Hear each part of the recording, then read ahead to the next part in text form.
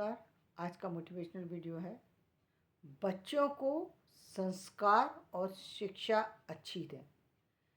तो संस्कार अच्छे देने के लिए सबसे पहले ज़रूरी है कि आप पति पत्नी दोनों जो है बच्चों के सामने कुछ भी ऐसी चीज़ें ना करें जिससे कि बच्चों के व्यक्तित्व पर गलत प्रभाव पड़े। बच्चों के सामने बच्चों के संस्कारों में ना ही बहुत ज़्यादा फ्रेंडशिप जैसा व्यवहार होना चाहिए और ना ही इस तरीके का व्यवहार होना चाहिए कि बिल्कुल एकदम जो है बिल्कुल जो है जैसा कि पहले हम देखते थे कि बिल्कुल एकदम टाइट व्यवहार, बिल्कुल ऐसा व्यवहार कि जहाँ पर बच्चा सांस भी लेने से पहले माता पिता से पूछे, बिना पूछे वो कुछ कार्य ना कर सके, माता पिता से बात करने में उसे डर लगे, इस तरीके का भी वातावरण नहीं होना चाहिए। यानी आपका व्यवहार संतुलित व्यवहार होना चाहिए। आप ये बच्चा यदि बच्चे के जन्म से पहले ही माता पिता को ये बात समझना चाहिए कि क्या हम इस लायक हो चुके हैं कि बच्चे की परवरिश कर सकेंगे। यदि आप उस समय नहीं सोच सके, किसी कारणवश नहीं सोच सके और बच्चा अब इस संसार में आ चुका है, तो आप देखिए कि आपके जीवन को आगे बढ़ाया जा सकता है। क्या बच्चे को वो संस्कार दिए जा सकते हैं जिनकी आवश्यकता है, क्योंकि केवल शिक्षा से काम नहीं चलता, केवल संस्कारों से भी काम नहीं चलता। कि आप संस्कार तो दे रहे हैं लेकिन शिक्षा नहीं दे रहे तो भी अधूरी है ज़िंदगी।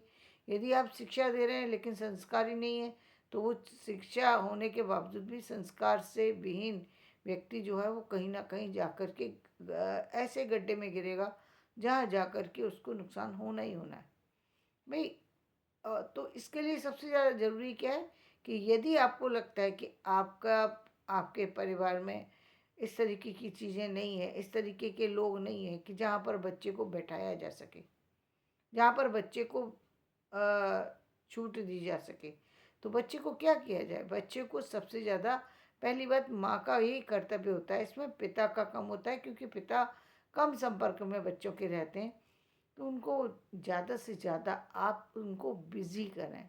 बिज़ी कहाँ करें? अच्छी अच्छी चीज़ों में। अच्छी चीज़ क्या है? पहले तो बच्चे अपने जैसे स्कूल के काम में, स्कूल जाने में, होमवर्क करने में, कोचिंग लेने में, कहीं कोई ऐसी जो बच्चे के अंदर एक नेक्स्ट लेवल की जो उसके अंदर हैबिट होती है कि उसको किसी चीज़ से विशेष रुचि है, तो उसके बारे उसको सिखाने के लिए उसका प्रयास करना चाहिए।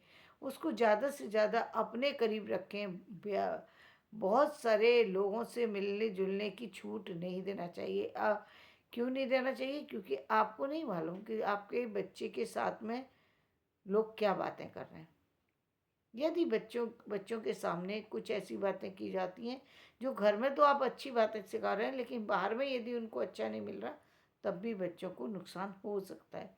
इसलिए बच्चों को बाहर के लोगों से भी, बाहर के वो सारे लोग जो माता पिता से अलग जितने भी लोग हैं, यदि वो अ, समझदार नहीं हैं, यदि वो ज़्यादा चालाक हैं, यदि वो इस तरह नफ़रत बच्चे के अंदर भर रहे हैं, यदि वो बच्चे के अंदर लालच भर रहे हैं, यदि वो बच्चे को धोखाधड़ी करने की बातें सिखा रहे हैं, उसको इस तरीके की अपब्रिंगिंग कर रहे हैं कि जहाँ बच्चा अपने अंदर संस्कार नहीं ले रहा, बल्कि उसको लग रहा है कि सिर्फ वो इसी तरीके की बातें सुन रहा है कि जैसे कि पुराने घरों के अंदर होता था कि वो प्रॉपर्टी की बात सुन रहा है, मुकदमे की बात सुन रहा है, वो लड़ाई झगड़े की बात सुन रहा है। इस तरह की बातें जो हैं बच्चों के सामने नहीं आनी चाहिए। यदि इस तरीके की विवादित बातें बच्चों के सामने आती हैं तो निश्चित रूप से उनके ऊपर गलत असर होता है। और साथ ही यदि आपके किसी से विचार नहीं मिलते और आपको लगता है कि वो व्यक्ति इस लायक नहीं है कि बच्चों को सही समझ दे सकता है, तो भी उनसे दूर रखने की ज़रूरत है। समय समय पर उनसे मिलवाएं, लेकिन अपनी निगरानी के बीच में। खुले में बिल्कुल ना छोड़ दें कि लो बच्चा है कहीं भी जाएगा, कोई नहीं है, ये हमारा ये है, ये हमारा वो है। नहीं, कुछ नहीं। अपने बच्चे को अपने सामने रखें ताकि वो गलत आदतों से बचे और गलत व्यवहार से बचे। और इतनी लिबर्टी निश्चित रूप से देनी चाहिए जहाँ बच्चा स्वतंत्र होके अपने विचारों के को आपको बता सके। ये भी नहीं है कि वो बच्चा कुछ कहना चाहता है लेकिन वो अपनी माँ से कहने में डर रहा है, वो अपने पिता से कहने में डर रहा है। यदि माता पिता से भी बच्चा अपनी बात नहीं कहेगा तो आखिर किससे कहेगा? दिक्कत हो जाती है, क्योंकि कई बार क्या होता है, छोटा भाई तो फिर बड़े भाई से, बड़ी बहन से कह लेता है, लेकिन बड़ा भाई वो अकेला पड़ जाता है। क्यों? क्योंकि माता और पिता यदि उसके उनसे संबंध जो है वो इस तरीके के नहीं है कि वो उनको कोई बात बता सके, तो वहाँ पर उसको दिक्कत महसूस होती है। वो बाहर वालों के संपर्क में आता है और अक्सर ऐसे ही बच्चे होते हैं जिनको कि बाहर के लोग जो है गलत गुमराह कर देते हैं और वो बच्चे भटक जाते हैं। तो उनको भटकने से बचाने के लिए ज़रूरी है कि बच्चा खुल कर के आपको अपनी बातें बता सके। और जब बाहर वालों को भी ये पता होता है कि इनके माता पिता दोनों की नज़र जो है इनके अपने बच्चे पर है, तो निश्चित रूप से बाहर वाले लोग भी बच्चे के साथ में जो व्यवहार करते हैं वो संतुलित व्यवहार करते हैं, वो वही व्यवहार करते हैं जो उसके लिए अनिवार्य है। वो कभी भी वैसा ऐसा कुछ हल्का व्यवहार नहीं करते जिससे बच्चे के ऊपर कोई नेगेटिविटी आ सके, बच्चे के आचरण खराब हो सकें या कुछ और खराब हो सके। साथ ही बच्चे के लिए क्या, एजुकेशन तो करानी ही है। एजुकेशन के साथ साथ बच्चे को जो जैसा कि मैंने कहा कि उसके अंदर कोई विशेष प्रतिभा है, चाहे वो खेल से रिलेटेड है, म्यूजिक से रिलेटेड है, कोई आर्ट से रिलेटेड है, समय समय पर उसको कंपटीशन में भेजने की कोशिश करना चाहिए कि वह उस जगह तक वो पहुँचे, अपनी उस कला का प्रदर्शन कर सके, उन लोगों को जान सके, उन लोगों की चीज़ों को जान सके। मान लीजिए म्यूजिक है तो म्यूजिक की कॉन्सर्ट चल रहे हैं तो वहाँ पर भेजना, वहाँ पर ले करके जाइए आप उनको, ताकि वो अच्छे लोग किस तरीके से सिंगिंग करते हैं, वो शास्त्रीय भी हो सकता है, वो फिल्मी संगीत भी हो सकता है, सुगम संगीत भी हो सकता है, वो शास्त्रीय संगीत भी हो सकता है, वो लोकल संगीत भी हो सकता है। तो किस तरीके की बच्चे को रुचि है, आप उस तरीके के म्यूजिक से उसको परिचित कराइए, उस तरीके की चीज़ों से उसे परिचित कराइए। यदि वो कला में रुचि रखता है तो कला के बहुत सारे प्रोग्राम होते हैं, वहाँ लेके जाइए कि किस किस तरह की कलाएं हैं और उन कलाओं को दिखाइए। बहुत सी ऐसी चीज़ें हैं जो बच्चे को देखने की होती हैं। जैसे बच्चा नहीं जानता कि साइंस में बहुत सारी चीज़ें हैं, बच्चे को इंटरेस्ट है, लेकिन साइंस में हर चीज़ तो बच्चे को नहीं दी जा सकती है। जो छोटी उम्र में छोटी वो चीज़ें दिखाई जा सकती हैं जहाँ बच्चे के लिए जो विकास हो, जहाँ मेंटली विकास हो। बहुत सी चीज़ें ऐसी हैं जो बच्चे की समझ से परे हैं और उसको समय से पहले बताने का कोई महत्व ही नहीं है। तो वो चीज़ों से भी उनको बचाने की ज़रूरत है और उन चीज़ों को समझाने की ज़रूरत है। जैसे जैसे हम आजकल देख रहे हैं कि अंतरिक्ष के बारे में बहुत अच्छी जानकारी स्कूलों में भी दी जाती है, कि बुक्स के माध्यम से दी जाती है। तो इस तरीके के एटमॉस्फेयर में भेजा जाए, लाइब्रेरी लेकर के जाइए, कोई ऐसी जगह समय समय पर उसको कोई ऐसी एग्जीबिशन में खुद लेकर के जाइए। स्कूल वाले लेकर के जा रहे हैं वो अच्छी बात है, लेकिन आप भी बच्चे को वहाँ लेकर के जाइए और उसको आगे बढ़ने दीजिए। ये नहीं है कि वो हर बार कहीं भी उसको कोई डिसीज़न लेना हो तो पहले कोशिश कीजिए कि वो खुद से डिसीज़न ले। यदि आपको लग रहा है कि उसका डिसीज़न गलत है, तभी आप अपनी राय रखें, अन्यथा अपनी राय ना रखें, उसको उसके डिसीज़न के साथ बढ़ने दें। इससे उसके अंदर स्वतंत्र डिसीज़न लेने की क्षमता डेवलप होगी और वो बच्चा धीरे धीरे करके उसका विकास, संपूर्ण विकास होगा। उसको जीवन में आगे चल कर के बड़े से बड़ी जिम्मेदारियों को संभालने में भी कोई दिक्कत नहीं होगी। वो अपने आप ही चीज़ों अच्छी बुक के संपर्क में है, अच्छे लोगों के संपर्क में है, अच्छे टीचरों के संपर्क में है, जो नेशनल इंटरनेशनल चीज़ों के संपर्क में आ रहा है बच्चा। जितनी ज़्यादा एक्सपोज़र बच्चे को मिलेगा उतनी ज़्यादा उसके अंदर सोच और समझ वो दोनों चीज़ें बदलती हैं बच्चे की, उसके अंदर समझ आता है उसको कि अब मुझे क्या चाहिए। अब बहुत सारे लोगों को आप देख रहे हैं कि उनके पास डिग्री है लेकिन जॉब नहीं मिल पा रहा। क्यों नहीं मिल पा रहा, ये बात उनको समझ में आना चाहिए। सिर्फ इसलिए नहीं मिल पा रहा क्योंकि जितनी जॉब है, जॉब की जितनी रिक्वायरमेंट है, बच्चे कहीं उससे अधिक हैं, इसलिए जॉब नहीं मिल पा रहा। समझने वाली बात ये है कि भाई पोस्ट निकली 1,000 और बच्चे निकले 1,00,000, तो 1,00,000 बच्चों को तो जॉब नहीं मिलेगी। इसका मतलब जो बच्चे हैं जो सिर्फ 1,000 ही बच्चे जो हैं वो जॉब के लिए सेलेक्ट हो पाएंगे, बाकी बच्चों को जॉब नहीं मिलेगा। अब ऐसी स्थिति में बच्चा क्या करे? वो ये माने कि मैं काबिल नहीं हूँ, या वो ये माने कि मैं काबिल हूँ। तो भाई तो उसको ये बात उसके अंदर आना चाहिए, उसको ये बात समझ में आना चाहिए कि उसके अंदर कि मैं जो है किसी भी तरीके से ये पोस्ट मैं पाने में मुझे दिक्कत नहीं थी, या इस पोस्ट के लिए मुझे नहीं बढ़ना, या बढ़ना है तो मैं दूसरी जगह अप्लाई कर सकता हूँ। लेकिन साथ ही साथ वो दूसरी किसी चीज़ के लिए भी कोशिश करे, दूसरे किसी काम से अपना किसी काम को स्टार्ट कर सकता है।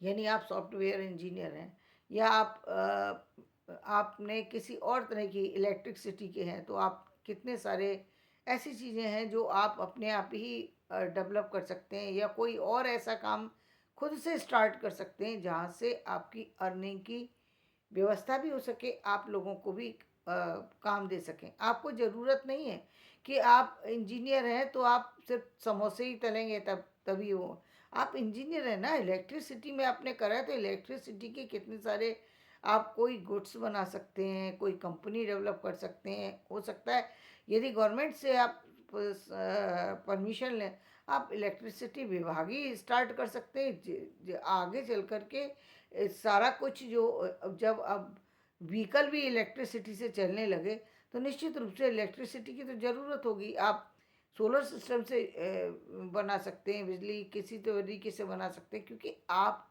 इंजीनियर हैं। आप तो आपको ये तो पता है ना कि इलेक्ट्रिसिटी कैसे जो है उसको स्टोर किया जाता है। वो क्वालिटी हर एक के अंदर नहीं है। फिर इलेक्ट्रिसिटी को यूज़ करने के लिए कैसे किया जाता है, अलग से प्राइवेट रूप से किसी को चीज़ को डेवलप करना हो तो कैसे, परमिशन बेशक गवर्नमेंट से ली जाएगी, लेकिन आप काम तो ये कर ही सकते हैं ना। आपके पास तो योग्यता आपकी है, और आप वो काम अपने आप भी स्टार्ट कर सकते हैं, और अपने काम के साथ साथ कुछ लोगों को भी काम दे सकते हैं। सारा काम गवर्नमेंट से ही उम्मीद करने की ज़रूरत नहीं है।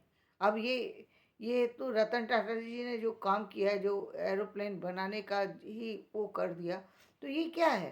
तो वो सिर्फ किसकी, ये उनके पास जो मनी पावर भी थी, और सबसे ज़्यादा ब्रेन भी उन्होंने इसलिए यूज़ कर पाए क्योंकि जो व्यक्ति जितना ज़्यादा घूमता है संसार के अंदर, उतनी ही ज़्यादा उसको नॉलेज होती है, क्योंकि बहुत सारे लोगों के संपर्क में आता है, बहुत सारा एक्सपोज़र उसको मिलता है। तब उसको पता लगता है नवीनीकरण क्या है, क्या चीज़ है, और किन चीज़ों की हमारे यहाँ कमी है।